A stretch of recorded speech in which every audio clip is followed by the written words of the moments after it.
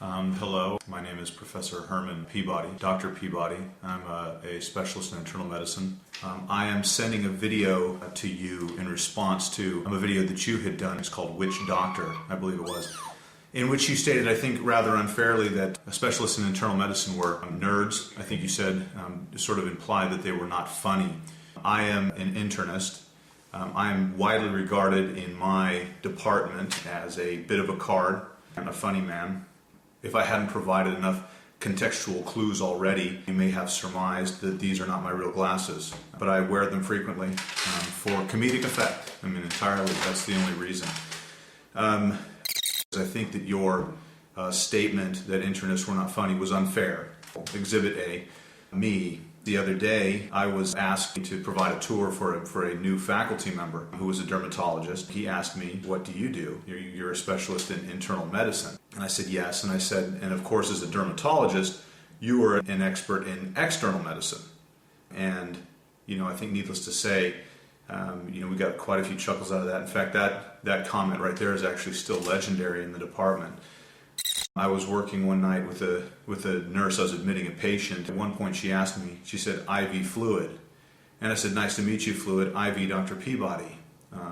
She got quite a kick out of that. And I think one important comment to make at that point is about the timing, which is that if I had come back, for instance, the next day and said, "IV Dr.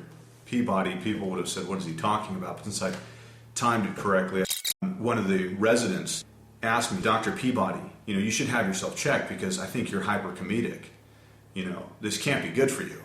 And I said, "No, my set point is higher than other people's. This is where I live. So I'm actually eucomedic. It seems like you're probably thinking that he's got to be hypercomedic, but I'm not, One time I was admitting an elderly woman. The family asked me at one point, "Doctor, has she broken her pelvis?" And I said, "I think Elvis's brother is just fine." And it took him a few seconds, but the Elvis-pelvis connection, and then when they got that, I think it really relieved the tension. It helped my rapport, sort of my bedside manner. And she later died. Dr. Harry is a male model. Majesty or Terror of Tila Tequila. You can still see the scar. Beowulf. I've got a million of them. I don't want you to feel as though I think of these as my jokes or that anything of this material is copyrighted. Feel free to adopt it. And I have a vast archive that I'm willing to share, so please contact me. You have the number. I've provided that in the other material, and perhaps we can work together. Thank you.